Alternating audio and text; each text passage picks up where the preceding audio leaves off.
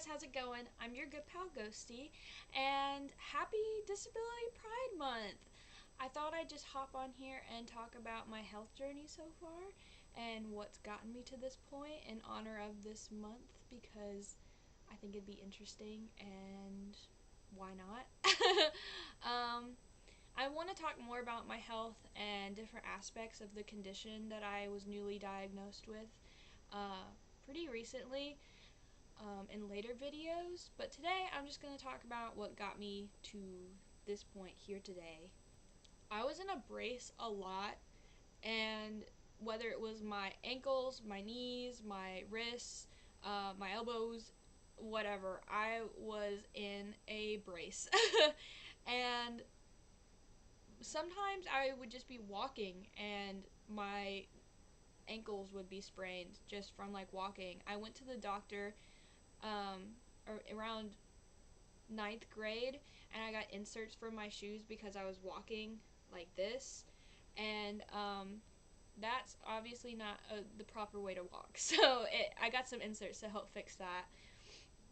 But I was always spraining things and very clumsy and in pain a lot. And when I got older, we started noticing me having more pain in especially my legs, and we all just chopped it up to growing pains until I hit my limit and I stopped growing. And now I still have these growing pains that haven't gone away, and I'm not growing. I've been 5'3"-ish since middle school, and I'm definitely not getting any taller, but yeah, I'm still having like the pain and weakness. It goes from like my lower back all the way down to my toes, and then throughout the rest of my body every now and then, but that's my biggest like chronic pain issue.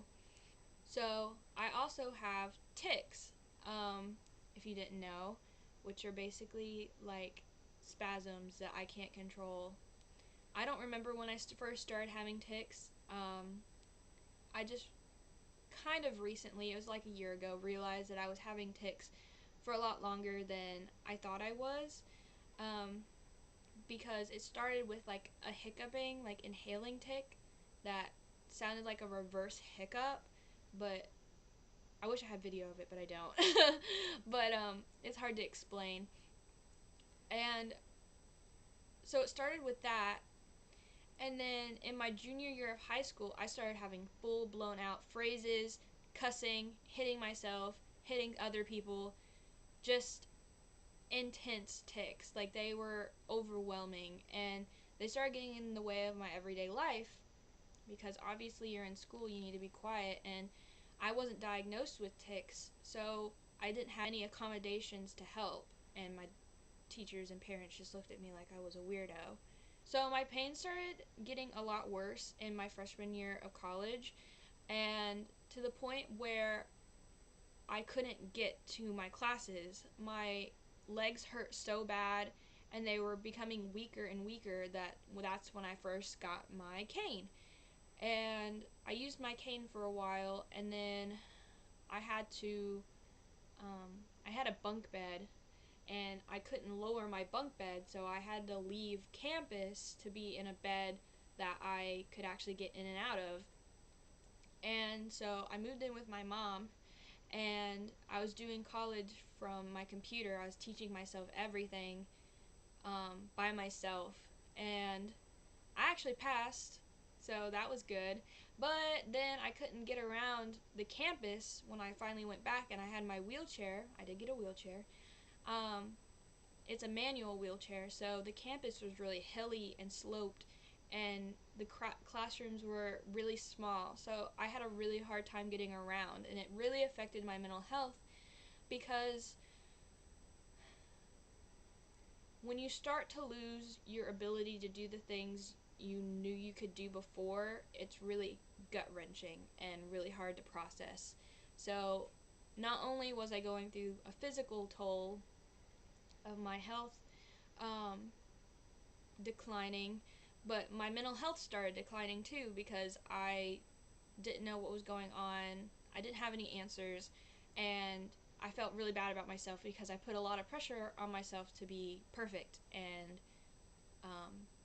able-bodied, and I was becoming not that at all. So I ended up dropping out of college, and then I started having issues with other parts of my body for some reason. I don't know what brought all of this on, but after I dropped out of college, I started getting dystonia, which is basically when your tendons shrink and tighten up and you can't move them. So my hands would get stuck like this, and then I wouldn't be able to like move it at all. They would just be tight and stuck, and it happened in my fingers, happened in my hands, like my wrists, and it happened in my feet and like my legs, and which made it obviously where I couldn't walk. I had to use my wheelchair. My mental health started getting a lot worse around this time too. I started having issues with like delusions and paranoia. I started thinking everyone was out to get me, even my boyfriend. I thought he was cheating on me. I thought he was out to get me. I thought he was just using me for a place to stay. It was a lot. And then I started having hallucinations where I thought I'd see someone out of the corner of my eye, or that someone was behind the bathroom door just waiting to get me, and my boyfriend had to literally come rescue me from the bathroom almost every time I went because I was so scared of opening the door. I thought there was something that was going to come and get me. And when I started having the hallucinations that were paired up with the delusions, I was really scared all the time. My anxiety was at a peak level. I was having meltdowns almost every single day, and I had to be hospitalized for it. I got on some medication for all of that, and then when I got back from the hospital, I think it was around that time, I started having seizures. So I suspected that I was having seizures for a while before I got diagnosed, because I was having these things called absent seizures where you just kind of blank off and you can't respond to anyone. I was having those for a long time. I just never knew what they were. And then around the time I was having the hallucinations and the scary thoughts, and I also started having, I forgot to mention this, I started having like OCD compulsions where I would run around the living room until it felt right, or I'd lock and unlock the door until it felt right, because I thought we were all going to die, and I was just really anxious all the time. But then when my seizures started, my first seizure, I remember I just kind of felt really dizzy, and I laid down, and my boyfriend was like, what's up, what's wrong with you, are you okay? And then I just kind of blacked out and started convulsing in front of him, and they started really mild and then gradually started getting worse. And one day I had like a cluster of seizures, and after it I was in like a catatonic state. I couldn't move, I couldn't respond, I could only blink.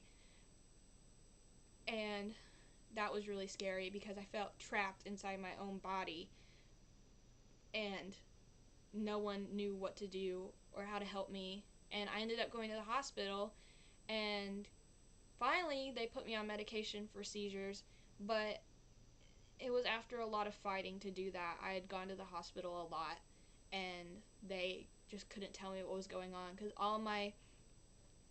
everything was coming up normal in my tests. Everything looked fine from a basic structural standpoint.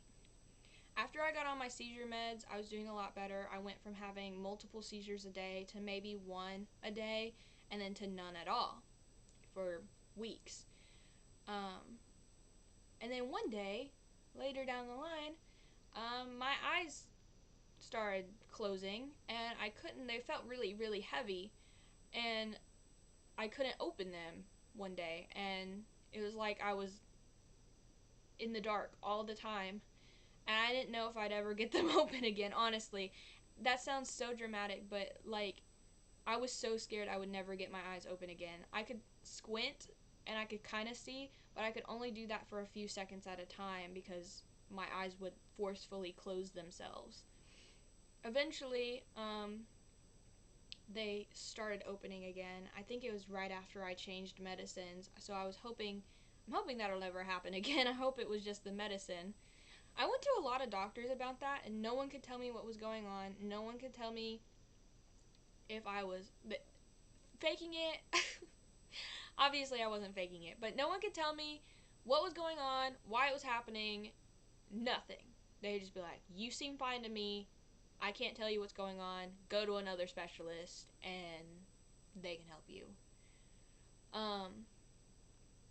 But since I've been hospitalized like 4 times now due to my mental health.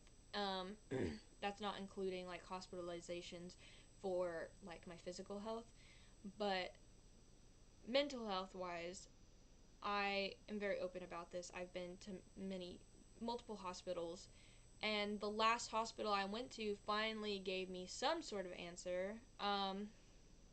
They diagnosed me with something called conversion disorder, which basically, aka, means functional neurological disorder, because the conversion disorder aspect of it is a outdated term. So I have this thing called functional neurological disorder, which basically means the brain structure itself is okay. So everything, it means that's why all of my tests were coming back normal, was because there's nothing structurally wrong with my brain, but the way my brain was receiving and sending signals specifically to my nervous system is messed up. I'll make another video kind of going over that in more detail once I do more research about it, but that's like the gist of it, and I'm still learning a lot about it myself. I educate as much as I know. I just don't want to tell you wrong right now. But I'll do more in-depth videos about what dystonia is, what kind of seizures I have, and all that kinds of stuff in later videos. I just wanted to give you kind of an update on where I am right now and how I'm doing. I'm doing okay. I'm getting through it, at least. Every day is different, but yeah. We're just taking it one day at a time. But again, happy Disability Pride Month. I hope you enjoyed this video. If you did, consider leaving a like and maybe subscribe. I'm going to make more content like this in the future, so if you want to see more of that, let me know what you want to see, and stick around. So, again, I hope you enjoy. Have a wonderful day or night or whatever time it is, and I'll see you in the next one. Bye!